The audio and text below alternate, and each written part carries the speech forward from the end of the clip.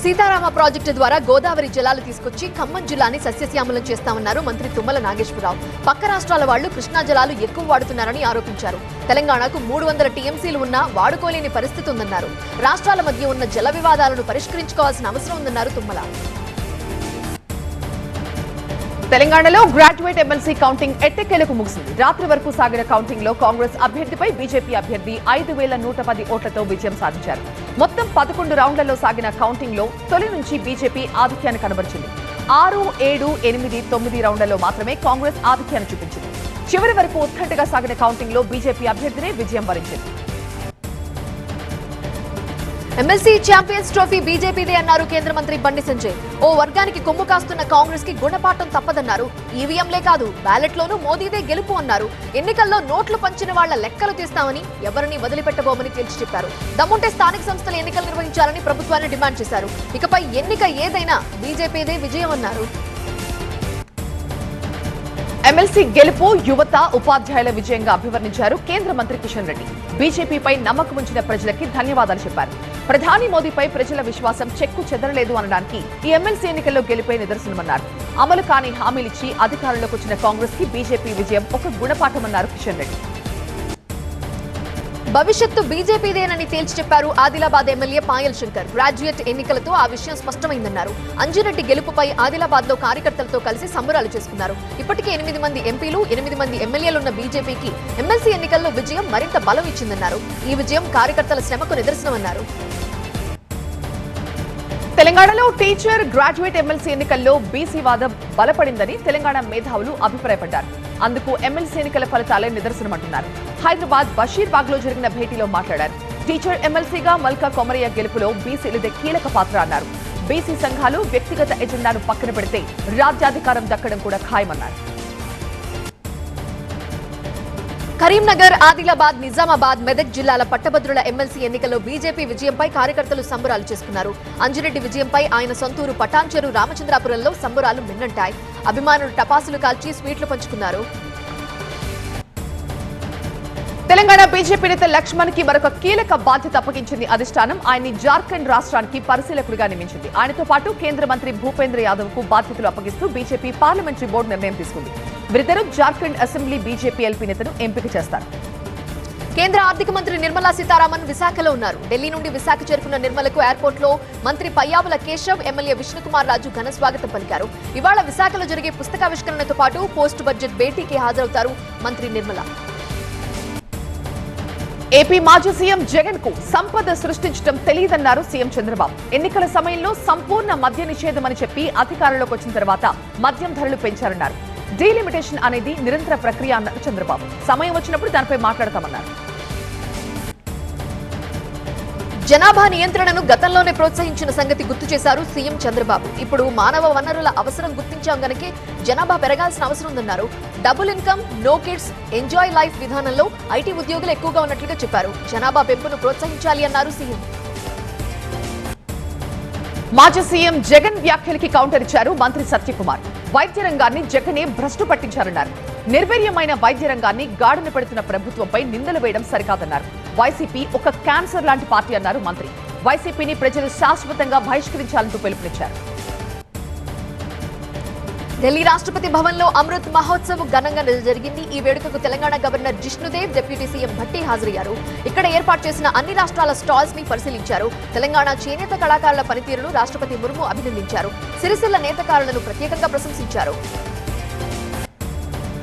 మహిళలపై పెరుగుతోన్న దాడులు, దౌర్జన్యాలపై ఆందోళన వ్యక్తం చేశారు గైనకాలజిస్ట్ సొసైటీ రాష్ట్ర అధ్యక్షురాలు శాంతకుమారి. హింస లేని సమాజ నిర్మాణం కోసం కలిసి పనిచేద్దామంటూ పిలుపునిచ్చారు. అంతర్జాతీయ మహిళా దినోత్సవం సందర్భంగా ఈ నెల 8న నెక్లెస్ రోడ్ హెచ్ఎండిఏ గ్రౌండ్స్ లో అవగాహన సదస్సు ఏర్పాటు చేస్తున్నట్టుగా చెప్పారు. దీనికి సంబంధించిన పోస్టర్ ని ఆవిష్కరించి ఆమె మాట్లాడారు. ఈ వేడుకకు మంత్రి సీతక్క హాజరయ్యారు. శ్రీశైలంలో మహాశివరాత్రి బ్రహ్మోత్సవాలు ఘనంగా ముగిశాయి. చివరి రోజు ఉత్సవమూర్తులు అశ్వవాహనంపై భక్తులను కనిపించారు. అనంతరం ఉత్సవమూర్తులతో కన్నుల పండుగగా ఆలయ ప్రదక్షిణలు చేయించారు. శివరాత్రి బ్రహ్మోత్సవాల ముగింపులో భాగంగా పుష్పోత్సవం వైభవంగా నిర్వహించారు. 18 రకాల పుష్పాలు, 3 రకాల పత్రాలను సమర్పించి 9 రకాల ఫలాలు నైవేద్యంగా సమర్పించారు. అనంతరం ఆది దంపతులకు ఏకాంత సేవ, శయనోత్సవం నిర్వహించారు. మహాశివరాత్రి బ్రహ్మోత్సవాలతో మల్లన్న ఆలయానికి రికార్డు స్థాయి ఆదాయం వచ్చింది. చంద్రావతి కళ్యాణ మండపంలో 16 రోజుల పాటు హుండీ లెక్కించారు. మొత్తం 5,69,55,000 రూపాయలు కానుకలుగా వచ్చినట్లుగా చెప్పారు అధికారులు.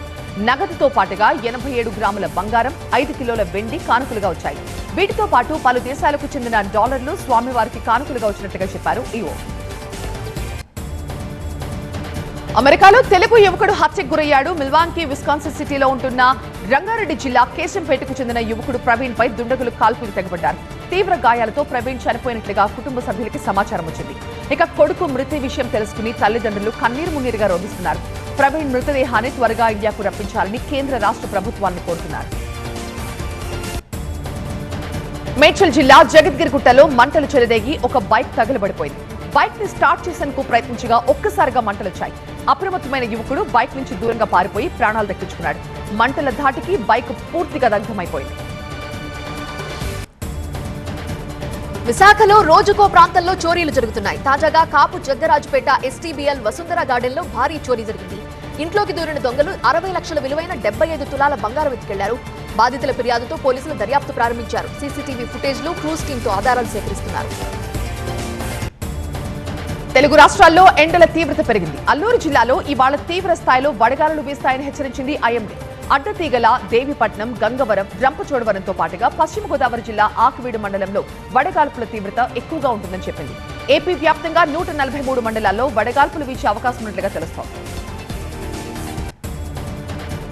సత్యసాయి జిల్లాలో టిట్కో ఇళ్లు శ్మశానాలుగా మారాయన్నారు సిపిఎం నేత ప్రభాకర్ రెడ్డి. అసంపూర్తిగా వదిలేసిన ఇళ్లు దయ్యాల కొంపలుగా మారాయన్నారు. ఇళ్ల నిర్మాణం వెంటనే పూర్తి చేసి లబ్ధిదారులకు అందజేయాలని డిమాండ్ చేశారు. టిట్కో ఇళ్లపై ఉన్న బ్యాంకు రుణాలు మాఫీ చేయాలని కోరారు. నిర్మల్ జిల్లా ఖానాపూర్ మండలం మస్కాపూర్ కస్తూర్బా పాఠశాలలో అంతర్జాతీయ మహిళా దినోత్సవం నిర్వహించారు. బాలికల భద్రతే పోలీసుల ప్రథమ కర్తవ్యం అన్నారు పోలీసులు. పోలీస్ అక్క పేరుతో జిల్లాలో ప్రతి నెల ఒకరోజు మహిళా కానిస్టేబుల్ తో బాలికల పాఠశాలల దగ్గర భద్రత ఏర్పాటు చేస్తామన్నారు.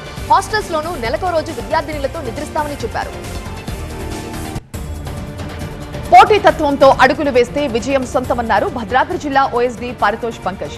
భద్రాద్రి జిల్లా చెర్లలో వాలీబాల్ టోర్నీ ప్రారంభించి మాట్లాడారు. ఈ టోర్నీకి మావోయిస్టుల అడ్డాగా ఉన్న ఛత్తీస్గఢ్ దండకారణ్యం నుంచి వచ్చిన క్రీడాకారులను అభినందించారు. క్రీడలతో పాటు చదువుల్లో రాణించే విద్యార్థులకి పోలీస్ శాఖ ఎల్లవేళలా అండగా ఉంటుందంటూ భరోసానిచ్చారు. వల్లభనేని వంశీని కస్టడీకి కోరుతూ ఎస్సీ ఎస్టీ ప్రత్యేక కోర్టులో పోలీసులు పిటిషన్ వేశారు. సత్యవర్ధన్ కిడ్నాప్ కేసులో విచారించేందుకు 10 రోజులు కస్టడీ ఇవ్వాలని కోరారు పట్టమట్ట పోలీసులు. ఇప్పటికే సత్యవర్ధన్ స్టేట్మెంట్ ని రికార్డ్ చేశారు. ఇవాళ వంశీ బెయిల్ పిటిషన్ తో కలిపి విచారించే అవకాశం ఉంది.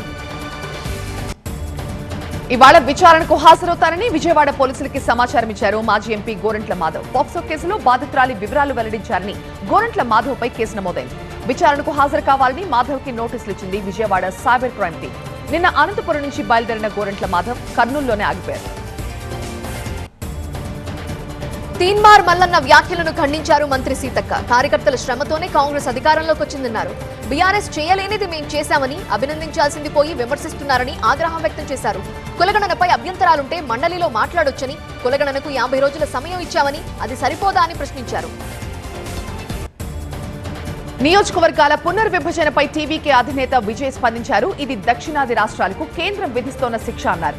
దక్షిణాది రాష్ట్రాలు ఉనికి కోల్పోయే ప్రమాదం ఉందని ఆ లేఖలో స్పష్టం చేశారు. నియోజకవర్గాల పునర్విభజనపై కేంద్రం ఆయా రాష్ట్రాలకి స్పష్టమైన వివరణ ఇవ్వాలన్నారు. అన్ని పార్టీలతో కలిసి దీనిపై పోరాడతామన్నారు విజయ్. లోక్సభలో విపక్ష నేత రాహుల్ గాంధీకి మళ్లీ కోర్టు చిక్కులు ఎదురయ్యాయి. వీర్ సావర్కర్ పై అనుచిత వ్యాఖ్యల కేసులో రాహుల్ హాజరు కాకపోవడంపై లక్నో కోర్టు సీరియస్ అయింది. రాహుల్ కి 200 రూపాయల జరిమానా విధించారు న్యాయమూర్తి. ఏప్రిల్ 14న రాహుల్ గాంధీ ఖచ్చితంగా కోర్టుకు హాజరు కావాలని ఆదేశాలు జారీ చేశారు. బీహార్ సీఎం నితీష్ కుమార్ కామెంట్స్ కి తేజస్వి యాదవ్ కౌంటర్ ఇచ్చారు. లాలూని 2 సార్లు సీఎం చేశారని నితీష్ చెప్తున్నారు. నితీష్ ని 2 సార్లు సీఎం చేసింది తానే అన్నారు తేజస్వి యాదవ్. పవిత్ర అమర్నాథ్ యాత్ర స్కెడ్యూల్ విడుదలైంది. జూలై 3 నుండి అమర్నాథ్ యాత్ర ప్రారంభమవుతుంది. ఆగస్టు 9 వరకు అమర్నాథ్ యాత్ర కొనసాగనుంది. అమర్నాథ్ ట్రస్ట్ బోర్డు సమావేశంలో ఈ నిర్ణయం తీసుకున్నారు. భక్తుల యాత్ర కోసం ఆన్లైన్ తో పాటు ఆఫ్లైన్ లో కూడా రిజిస్ట్రేషన్ చేసుకోవచ్చు. కేంద్ర కేబినెట్ కీలక నిర్ణయం తీసుకుంది. సోన్ప్రయాగ్ కేదార్నాథ్ మధ్య 13 కిలోమీటర్ల పొడవైన రోప్ వే నిర్మాణానికి ఆమోదం తెలిపింది. కేదార్నాథ్ రోప్ వేకి 4081 కోట్లు కేటాయించింది. అటు గోవింద్ ఘాట్, హేమ్కుండ్ సాహిబ్ మధ్య 12 కిలోమీటర్ల రోప్ వేకి 2730 కోట్లు కేటాయించింది. ప్రపంచంలో ఏ దేశంలో లేని ఆర్థిక వనరులు భారత్ సొంతమన్నారు ప్రధాని మోదీ. కష్టకాలంలోనూ భారత ఆర్థిక వ్యవస్థ వృద్ధి సాధించిందని చెప్పారు. పోస్ట్ బడ్జెట్ వెబినార్ లో పాల్గొన్న ప్రధాని మోదీ దేశ అభివృద్ధిలో బడ్జెట్ కీలకమని చెప్పారు. అన్ని రంగాల్లో అభివృద్ధి సాధిస్తూ త్వరలో $5 ట్రిలియన్ ఆర్థిక వ్యవస్థగా భారత్ మారబోతోందన్నారు ప్రధాని. దేశీయ స్టాక్ మార్కెట్లు భారీ లాభాల్లో ముగిశాయి.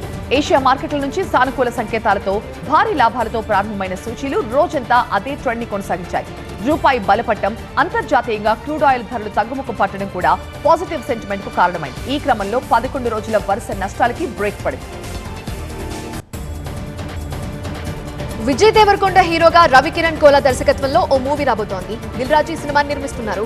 దీనికి రౌడీ జానర్దన అనే టైటిల్ ఖరారు చేశారు దర్శక నిర్మాతలు. ఇదే విషయాన్ని అధికారికంగా ప్రకటించారు నిర్మాత దిల్ రాజు. సమ్మర్ తర్వాత ఈ సినిమా సెట్స్ పైకి వెళుతుందని చెప్పారు. ఐసీసీ ఛాంపియన్స్ ట్రోఫీ ఫైనల్లోకి న్యూజిలాండ్ ప్రవేశించింది. ఈ నెల 9న భారత్ తో ఫైనల్లో తలపడబోతోంది. లాహోర్ గిరాఫీ స్టేడియంలో జరిగిన మ్యాచ్ లో సౌత్ ఆఫ్రికాపై న్యూజిలాండ్ 50 పరుగుల తేడాతో ఘన విజయాన్ని సాధించింది. కేవీఎస్ నిర్దేశించిన 363 పరుగుల భారీ లక్ష్యంతో బరిలోకి దిగిన సౌత్ ఆఫ్రికా నిర్ణీత 50 ఓవర్లలో 9 వికెట్ల నష్టానికి 312 పరుగులు చేసింది. దక్షిణాఫ్రికా బ్యాటర్లలో కేవలం డేవిడ్ మిల్లర్ మాత్రమే సెంచరీ తాకట్టుకున్నాడు. ఈ మ్యాచ్ లో బ్యాట్ తో పాటు బంతితో రాణించిన రచిన్ కి man of the match award దక్కింది.